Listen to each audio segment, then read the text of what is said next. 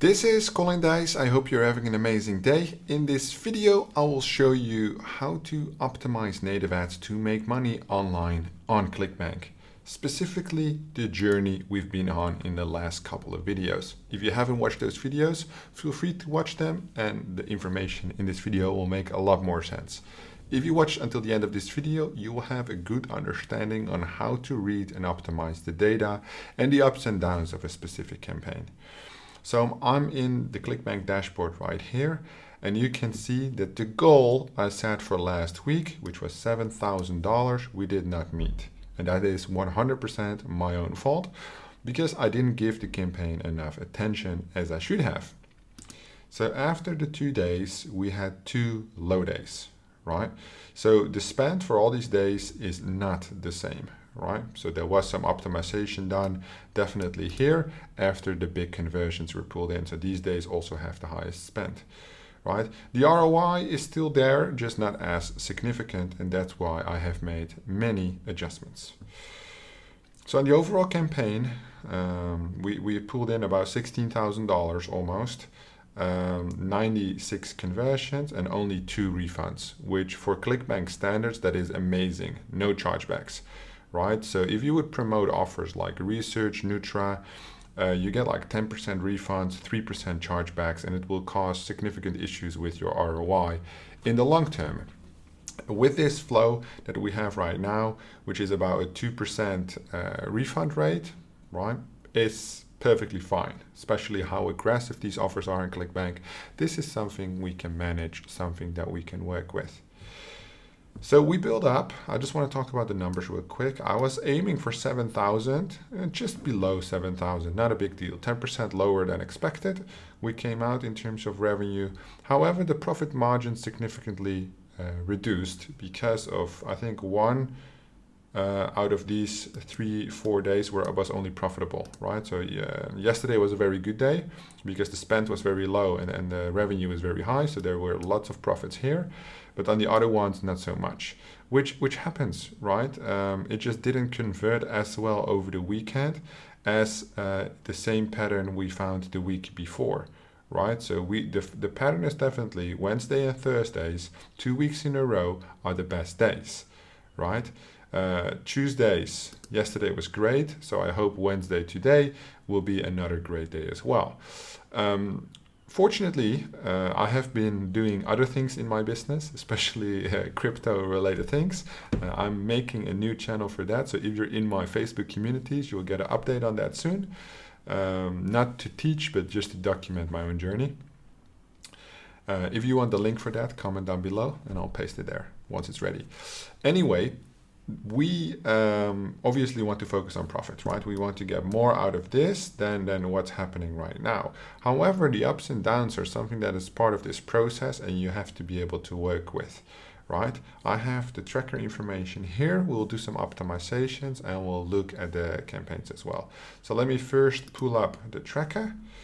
And then, so for today, one campaign is profitable, one is not profitable. These are 2 campaigns, one with a whitelist, one with a blacklist, one with a lot of widgets, one with very little widgets. Let's look at the small widgets first.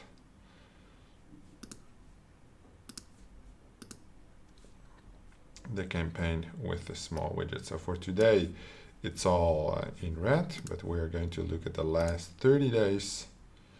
Where this campaign is still slightly profitable.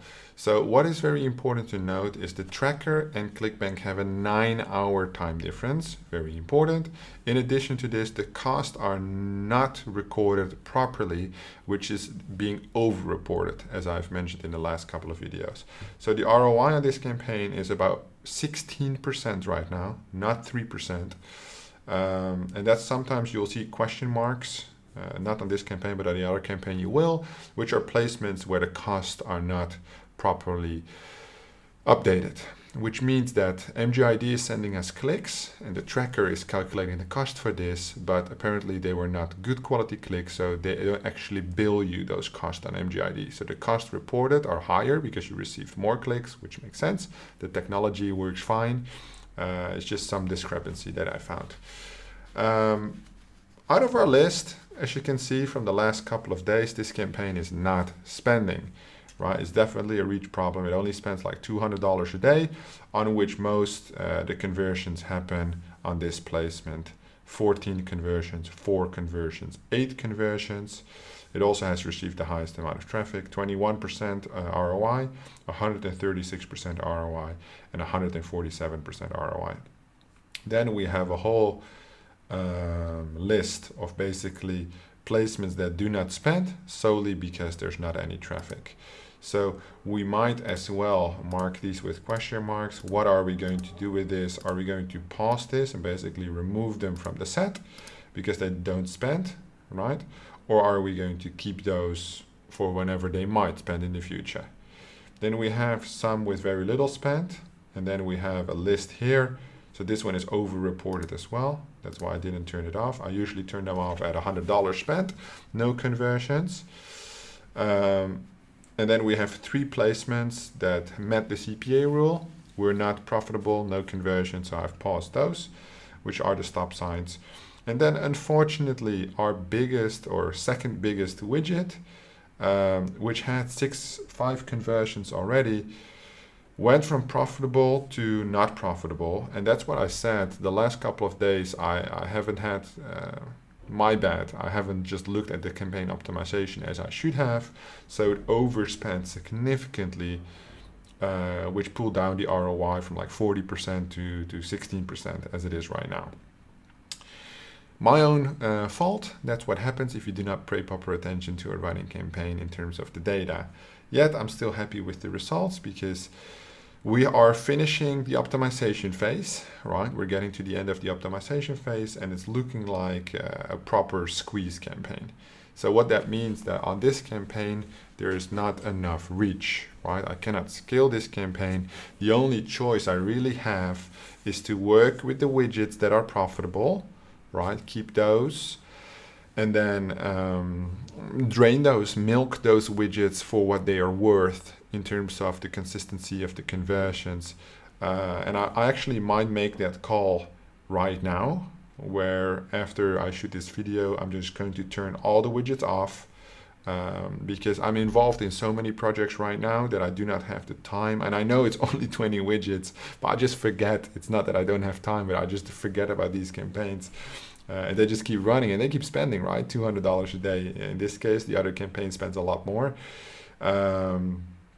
which I would say is important. So I might just squeeze this, basically means remove all these unprofitable widgets and keep the profitable ones running and just take the daily profit. The spend might go down to like $100 a day, but if we then have, let's say, an average ROI of, let's say, 100%, right? Maybe 80%, that would still be good. Because the conversion average order value is quite high, right? The average order value is between $100 and $300.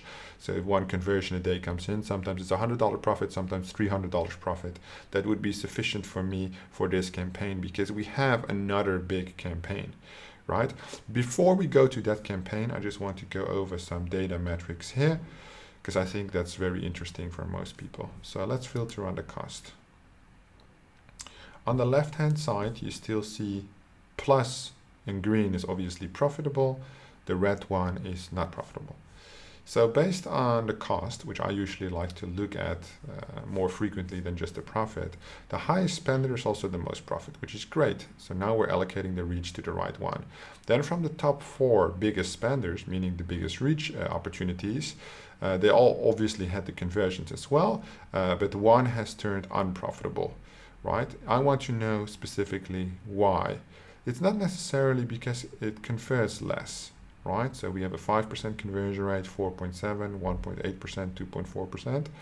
However, on the overall traffic, which is the CFE percentage, this one converts 1%, almost 2%, 1.39%. So there is a lower landing page click-through rate. If we go to the landing page click-through rate, that's a fact. You see?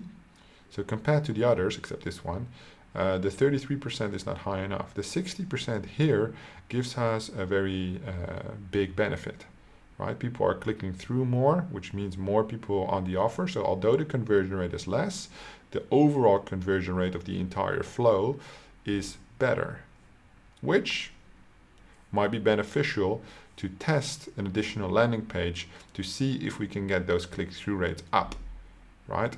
I would only do that, as I've mentioned before in the previous videos, if I would have a campaign that is squeezed and optimized, right? So I only want to test lenders on profitable placements.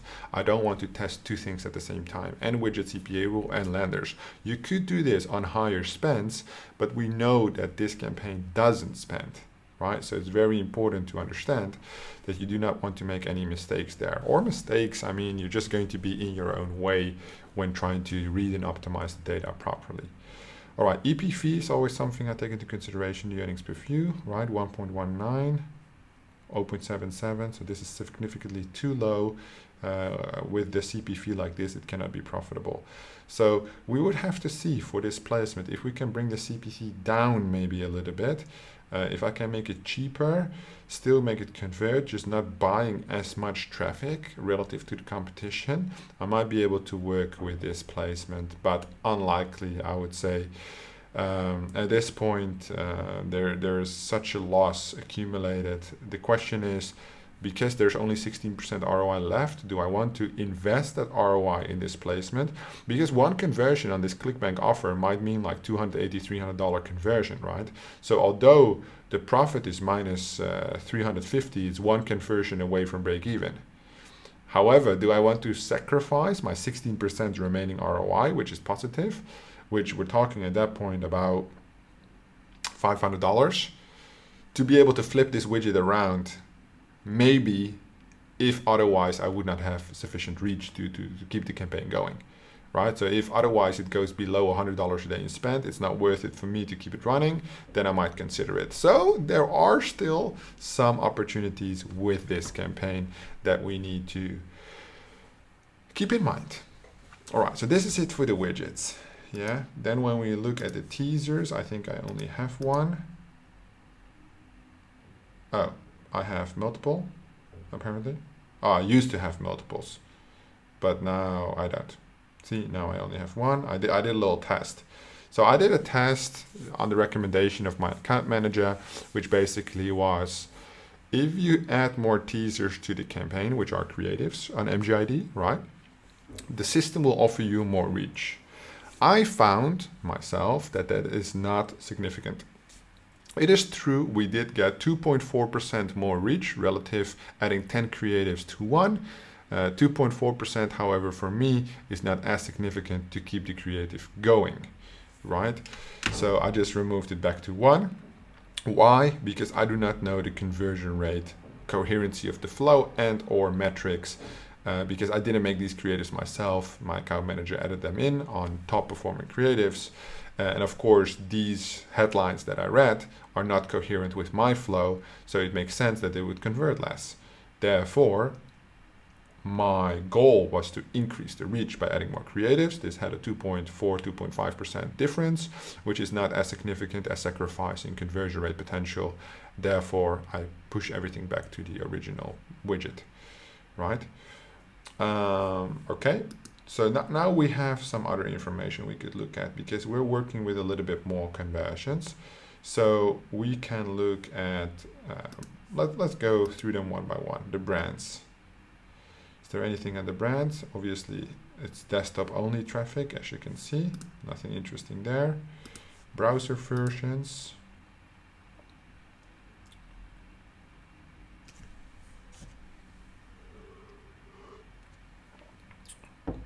Anything interesting? Okay, so Safari, that's only minus $100. See, you would need really high spend to make some good decisions. So this one is minus 271, which is Firefox 93. I don't think even it's still worth it to exclude. However, the CTR is important, so definitely the Safari that's pulling down the CTR, right? The relative CTR. However, the conversion rate is great.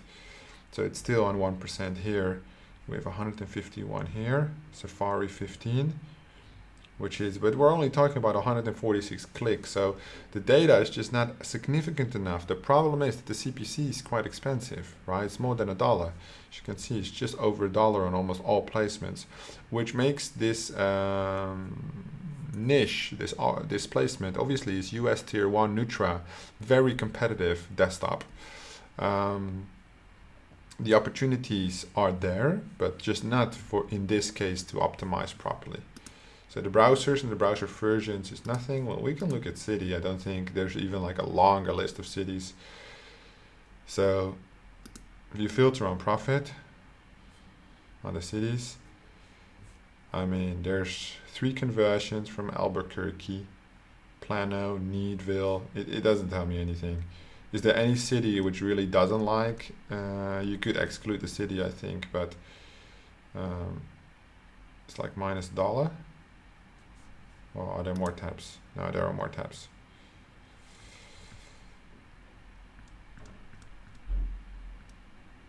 Okay, $-3. Okay, so $-38 is like the top one. Chicago, Portland, Minneapolis. They also have significantly more clicks than the rest, right? So 40 clicks here. Not much we can do with this at all. If there would be one which had like a lot of traffic, 500 US, you could spend this, but I don't think it has a big influence on the campaign so far. Connection type. Most of these things is what we call sub-variables. So what we would be doing here is deep optimization. You just need more data for this. You know, we got cable, a lot of conversions, just not profitable. XDSL, 1 conversion, not profitable.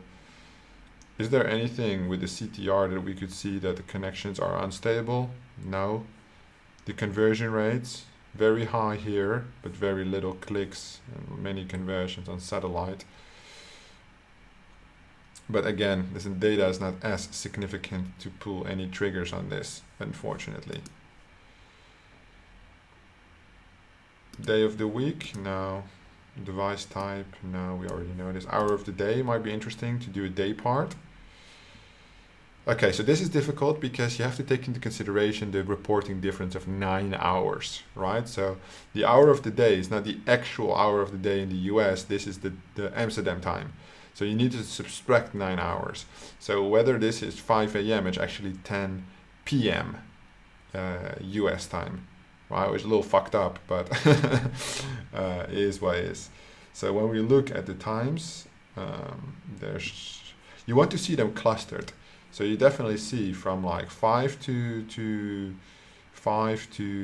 midnight, which is basically noon to 5 p.m. is definitely the best time, the most profitable. However, there's also the biggest minuses at that time. You see?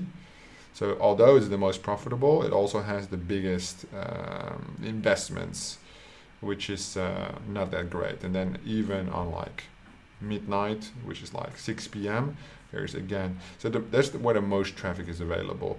So we have 31 conversions. To be able to do this, probably you would probably need like 300 conversions, right, to do a proper data accurate day part in this situation.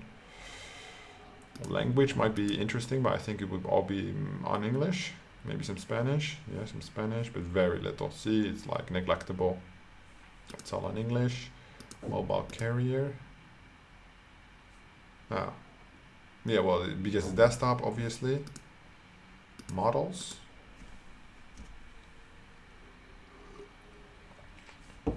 Desktop. OS version, that one is quite interesting. That's the one I frequently look at. Okay, so Windows 10 definitely being the strongest one here. Let me filter like so. Okay, we got some bot traffic coming from Windows Vista. Some suspicious clicks, but there's only 5 of them, so who gives a fuck? Not me. Linux Ubuntu. Okay, don't know what that is, but... And then the biggest spender, the biggest loss is on Mac operating system 10.15 Catalina, which is also, again, not as significant to do anything about because it's -300, but it also pulled in quite some conversions. Windows 10 definitely being the top performer for us. And all the other ones combined, let's say we would pause these, yeah. There's some significant reach here. So this is 1/3 of the traffic. So if you would exclude this, could be a choice when we squeeze, but I would do that after the squeeze. So first we optimize the campaign.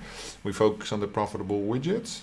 Once that occurs, once that happens, once that's been completed, then I would focus on the actual exclusion of perhaps its operating system version, basically reducing the reach even further, right? But maybe it's worth it, maybe it's not. It would have to see at least 1 week worth of optimization data on the actual squeeze campaign. Anything else here is not really that interesting. So that's all we have for this campaign, but we have another campaign. So let me go back to the widgets. We have another campaign with a lot more data. So this campaign basically, according to the data, will be turned into a squeeze campaign. And once we're done with it, there will be not much left except profit daily, small, less than, I would say, less than $1,000 profit, which is still good, but probably less than 500. Between 100 and 500 a day profit consistently is what this campaign will give us.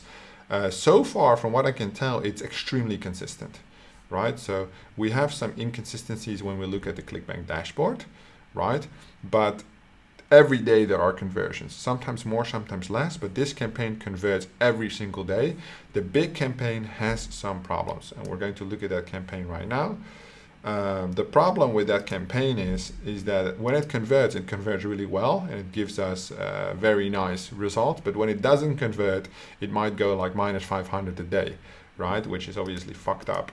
But that's part of the game of dealing with a big campaign. So this is the campaign which the cost obviously also do not add up properly. It's minus 22%. It's actually minus 700, which is like a third-ish. So it's maybe minus 10% at this point, right? Minus $700. So $700 in the minus is not great, obviously, but let me show you the scope of this campaign so you know what we're dealing with. These are the profitable widgets, which are many, right? This is the widget list. Widgets, widget, widget, widget, widget, widget, widget, widget, widget, widget, widget, widget, widget, widget, widget, widget, widget, widget, widget, widget, and this is the end. Right, so we've already passed 1, 2, 3, 4, 5, 6, 7, 8, 9, 10, 11, 12, 13, 14, 15, 16, 17, 18, 19, 20, 21, 22, 23, 24, 25, 25 placements out of probably many. Does it say how many? No, but at least less than 1,000, right? But it's probably like 300 placements. So we've passed 10%, accumulating to, let's even just do this one, 1, 2, 3, 4, 5, 6, 7, 8, 9, 10, 11, 12, 13, 14, 15. So about $1,500 on average, a little bit more, maybe $1,600, $1,700 of ad spend, which turned out to be nothing. Obviously, on the other end of the spectrum, you have all these placements that are extremely profitable, right? The one thing to look for in profitability on placements is the amount of conversions, yes? So 1 conversion, 2 conversions doesn't mean jack shit. Yes, it needs to convert consistently 5 times, 6 times. On the other campaign, 14 times, 15 times. The bigger the number of the amount of conversions, the better. This has 6 conversions out of 34 visits, which means it converts like crazy, right? Real good. The conversion rate 40%, overall flow 17%. The more data you get, the numbers will go down usually. So this is 191 clicks, CV 1.5%. 163 clicks, CV 1.2%. 181 clicks, CV 1.1%, right? So it's just above 1%. Then when you have small amount of click data, like this one, 15 clicks, the CV will be 13%, 70%, 21%, because with small data, there are a lot of discrepancies, right? The numbers might be really high, it might be 0%, the numbers might be really low. In this case, it's 1 click with 2 conversions, 1 sale and 1 upsell. So the conversion rate is 200%, right? Because 2 conversions, 1 click, which is obviously because the data pool is so small. Very important to understand and to work with properly. How many profitable widgets do we have? 1, 2, 3, 4, 5, 6, 7, 8, 9, 10, 11, 12, 13, 14, 15, 16, 17, 18, 19, 20, 21, 22, 23, 24, 25, 26. So 26 profitable placements, about less or the same past placements, right? So this campaign is heading into the right direction. It converts consistently, a little bit more inconsistent than the other campaign. However, we obviously have a huge data set to test, right? We spend about, well, 7,000 minus about 1,000, so 6,500. Yeah, so it's minus 10% ROI at the moment. So 6,500 in cost on the campaign so far, which is very much manageable for a campaign of this size, right? Because you can imagine if we have 30 something profitable widgets and we turn this into a squeeze campaign, the potential of doing 1K, 2K a day profit is significant, right? However, there's so many placements that still have to be tested. So we could test this on 5K a day if we want to, right? I do not want to take that much risk. As I mentioned before, I do not have time to check this campaign every hour, but I did increase the budget to $1,000 a day, yet it doesn't even spend that much, right? Because the bid is not high enough. However, I feel that the budget relative to the bid is at the right place to at least pull in enough spend for me to optimize the placements, right? So probably at the end of today, 1, 2, 3 placements again will leave the data set because they have reached the CPA goal. Sometimes I post them at $80, sometimes I post them at $100. It depends when I check the campaign, right? These data sets in terms of probably CTR were so shit with relatively higher spend. I already paused them. So 3 below this as well, 19, 18, 25. The average is 28. So these two are probably overdue for a pause as well. So I'm just going to do this, right? So I'll check that later and then turn these off most likely. Well, with this campaign, when you have so many widgets, right, so many placements, it is obviously quite a job to test everything. When you have, let's say, a 300, 400 placement as such, well, if I would switch this to 100, then we can see how many tabs we have. 700 placements. Okay, a little bit more than 300. 700 placements is what we're working with, ish. So about 700 placements. You obviously would only test, let's say, 20, 30 placements to the CPA rule to see if this campaign consistently converts. Doesn't mean they have to be profitable at this stage, right? Just at my stage, minus 10% ROI right now, completely fine. Doesn't mean it has to be profitable at this stage, because later on it will be insanely profitable if we have the large amount of widgets. So what I'm going to do right now, I'm going to try and look to see if it can spend maybe 400 or 500 a day consistently.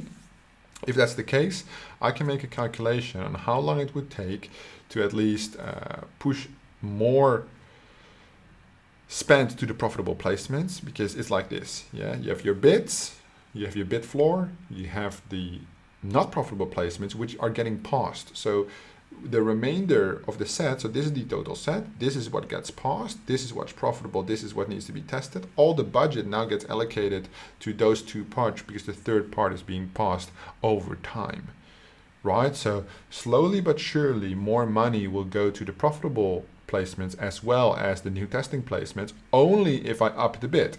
If I don't up the bid, then even the testing placements that are getting no reach right now, unless they have completely no reach. So if they have no reach, then obviously nothing will happen. But there's also a lot of placements here where I'm just not bidding high enough to get the traffic. So if I do not up the bid, past the placements that do not convert, all the money will go to the placements that are currently active, which are the profitable placements which are spending, right?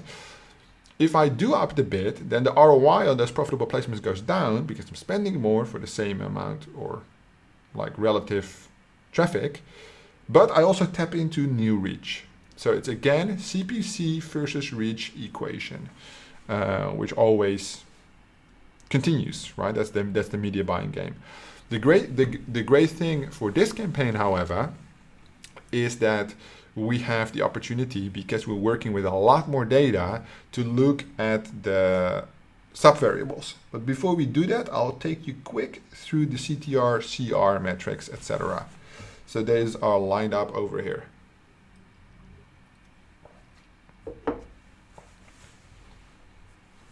CTR at 29%, which is a lot lower than the other campaign, which was optimized fully on the placements, right? It's a white list, this is a black list. Conversion rate, lower as well, which is to be expected, especially from placements that are not profitable, right? All the way at the bottom, they will have 0% conversion rate, pulling down the total. Also, you see that on not profitable placement, usually the CTR is lower. Not on all of them, but that's like a pattern that you could see. So here we have one placement that's spending properly, already made one conversion. Right now, heading into the direction. That's why minus 55, and I put a question mark there before, because it did make one conversion, but the performance is going down. So instead of a question mark on this one, I'll add the downward arrow. The performance is going down. Keep your eye on that. That's basically what that means. But other stats are looking good. Right, no super big discrepancies. Okay, so we have something strange here, but it's already paused. So I already picked that up. I've done this, I think, on Friday or Saturday last week. I went through all the data and I paused all the irregularities already. So let's go to the first section, which is for us teasers. Yeah, I'm running a bunch of teasers and I haven't actually touched the teasers. So there's one, yeah, there's like a huge spread. One is profitable, but doesn't really mean anything. There's definitely, so all of them have made conversions. Some just have made more conversions than others. So I might actually optimize this, because these three I'm gonna turn off. So status, I just need to pause it, yeah. So these three I'm gonna turn off, and these four I'm going to keep. Even though these are minus 500, they do convert, so that's what's important.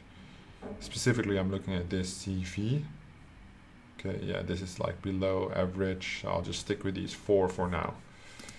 Okay, I should write it down before I forget. 1 second. Teasers, okay, perfect.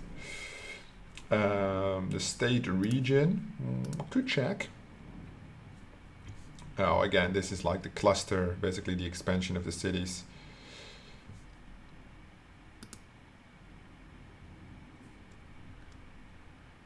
Where it doesn't convert that well, 4 conversions still, just a lot of reach in California. No conversions in Washington and Georgia, which have pretty high spend already. Ohio and Virginia also not doing that well. And best for us is Missouri, Texas, South Carolina, Oregon. Interesting. Again, we're not talking about a whole lot of conversions, so I wouldn't optimize this data just yet.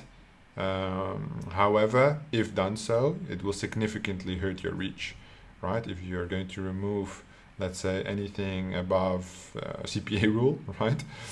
You're going to cut your reach so drastically, which I don't want, because this campaign is showing promise, it's showing good reach, so we want to keep that going for now without altering the bid. Right, OS version. Okay, Windows 7, best one, Windows 8.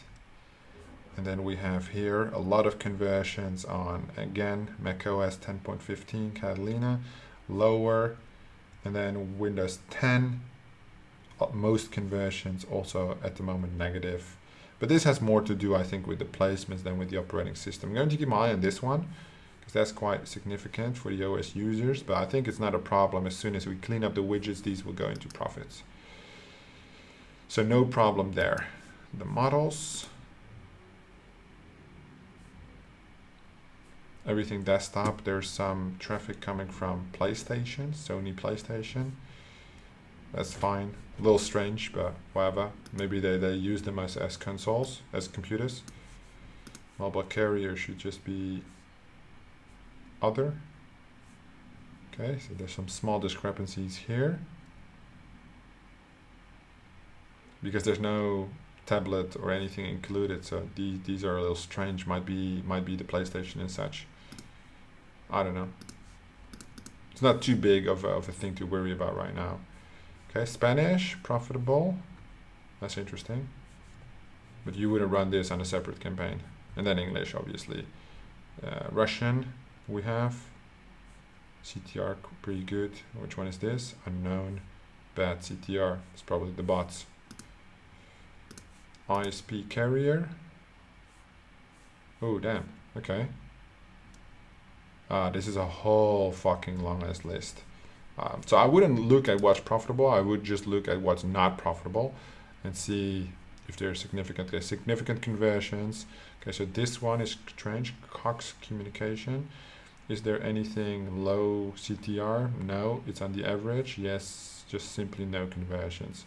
1 out of, okay, also significantly conversion rate normal, average, right? That will be below average on these ones.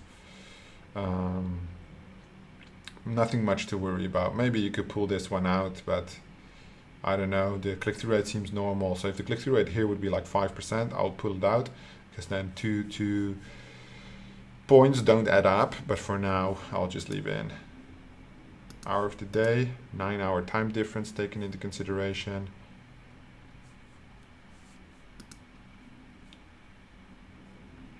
Yeah, there's one profitable block here. It has a lot of conversions, you see, but there's also one moment here which has a lot of conversions. But this is quite interesting. That's what hours are those? It's the evening for the US, so it's like 7 p.m. to like 10 p.m. It's like very profitable. Interesting. Not enough data because it's less than 10 conversions. I would like to prefer that to be like 20 or 30 to make some moves on. Looking at the spends when nothing is happening, is there any discrepancy in the CTRs? No. Conversion rates, well, obviously, yes.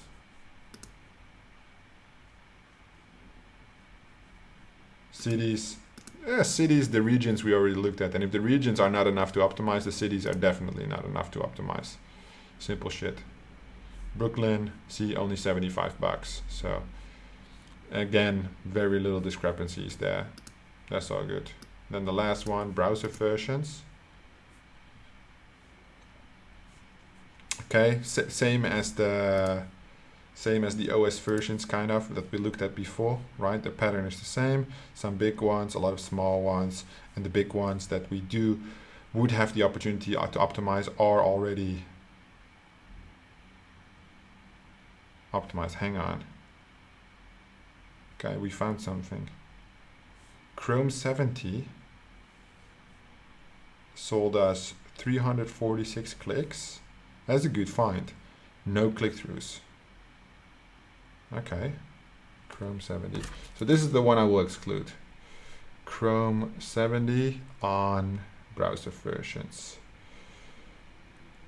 Because that's like a waste. I should have caught this one earlier. See, so it's always good to go over the data. And watch this one, Chrome 93. Okay, that one has CTR. There was another one with like 4% here. Chrome 81. I'm just going to turn those all off. Fuck that shit. 8%, which is PS4 web version. PS4 web version. And then automatically I would say you exclude the PS4. This is a good find, guys. This is a good find because this is again like 5% of our total cost. A little bit less, a little bit more. Then you don't want to afford that, allocate that if nothing is happening, right? Like the volume said the traffic is clean, but the traffic obviously is not clean if it's not doing anything, right? 365 unique visits, nobody clicked through. That's obviously fucking bot traffic. Yeah, interesting find, guys. Interesting find. Okay, let's move on to the brands. So that will be another thing I will pause, and then obviously the desktop. So that's basically it. That's basically how we're going to turn these campaigns into money-making machines on ClickBank. Making money on ClickBank is not that difficult, guys, especially with these campaigns, but you need a good starting budget and you need to know what you're doing and not be lazy like me and make unnecessary mistakes. So as of today, I will check the campaign again on a daily basis, or at least I will try. Keep my eye on the spend, how things are moving. I will make the adjustments that need to be made inside MGID, right? Get the campaign on track, look for those profits. This might have been quite a complicated video for anybody who is not familiar with the native ads data optimization. So if you have any questions, feel free to drop them down below and I'll be sure to have a look, answer all of them for you. Thank you for watching, and I'll see you in the next one. Really quick before you go, if you are serious about scaling your business with native ads, you now have a unique opportunity to book a call with myself or my team 100% free of charge by checking the description down below, fill out the form, and hop on a call with us where we examine your business and the opportunity for scale with native advertising. So if you're interested in that, check the description down below.